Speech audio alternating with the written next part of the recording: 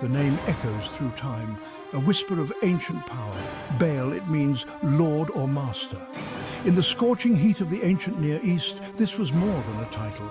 It was a declaration of dominance. Baal, the storm god, ruled the skies. He brought the rains that nourished the land. He was the lifeblood of the Canaanite people. But Baal's power was a double-edged sword. He could just as easily unleash his fury. Drought, storms and famine were all within his domain. To appease this tempestuous deity, the Canaanites developed elaborate rituals and practices.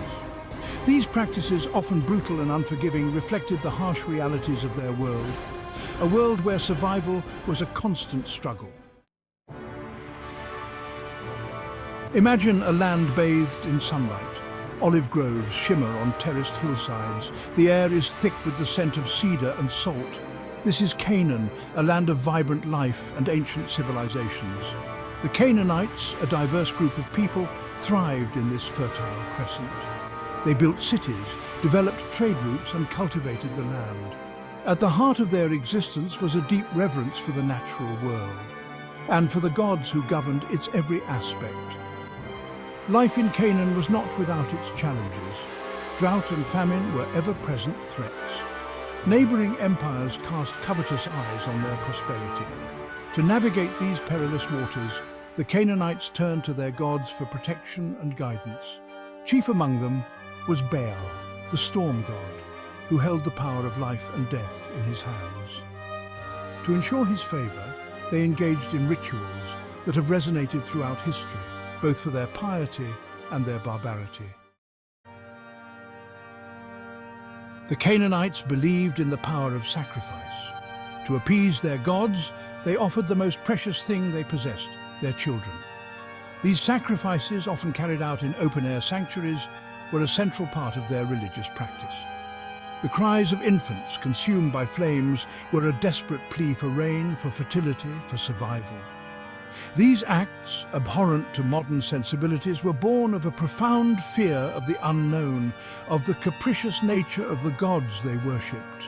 But sacrifice was not the only way the Canaanites sought to appease Baal. They also engaged in elaborate festivals and rituals. Music, dancing and feasting were all part of these celebrations. These events were a time to honor the gods, to seek their blessings and to reaffirm the bonds of community. In a world often defined by hardship, these festivals provided a much-needed respite, a chance to celebrate life and to give thanks for the bounty of the land. As centuries passed, the Canaanites and their gods faded into history. But the name of Baal lived on, twisted and distorted by time and prejudice. With the rise of monotheism, the old gods were demonized. Baal, once a powerful deity, became a symbol of paganism and idolatry. His image, once revered, was now associated with evil and depravity. The transformation of Baal from god to demon was a gradual process. It was fueled by religious zeal, cultural clashes, and political expediency. The early Christians, seeking to distance themselves from their pagan past, cast Baal as an agent of Satan. His temples were destroyed, his idols smashed, and his name invoked as a byword for everything unholy.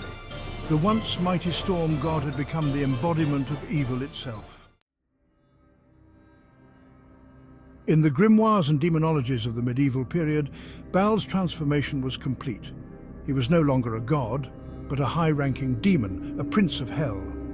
Johannes Vierius, in his Pseudo-Monarchia Daemonum, described Baal as a powerful duke of hell, commanding legions of lesser demons.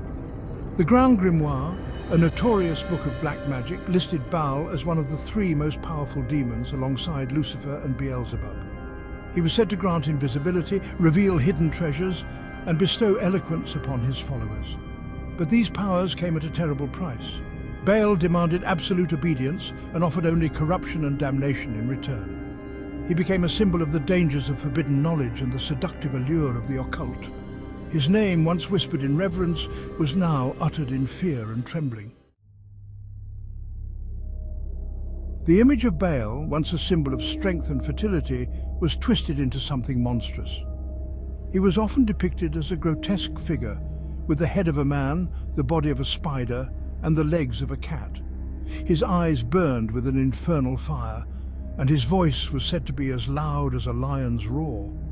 This terrifying visage served as a warning against the temptations of evil.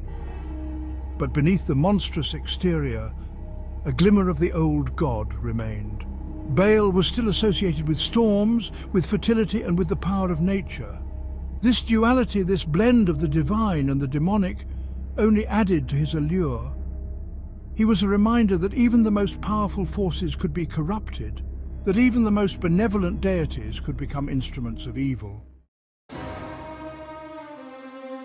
The story of Baal is a cautionary tale, a reminder of the enduring power of belief and the malleability of history. It is a story of how a god can become a demon and how a symbol of hope can be twisted into an emblem of fear. Baal's legacy is complex and multifaceted. He is both a figure of dread and a source of fascination. Even today, his name continues to resonate in popular culture, appearing in books, movies, and video games. He serves as a reminder of the enduring power of myth and the enduring human fascination with the forces of darkness. The story of Baal is a testament to the enduring power of belief. It reminds us that the line between God and demon is often thin and easily blurred, and that even the most ancient of deities can still exert a powerful hold on the human imagination.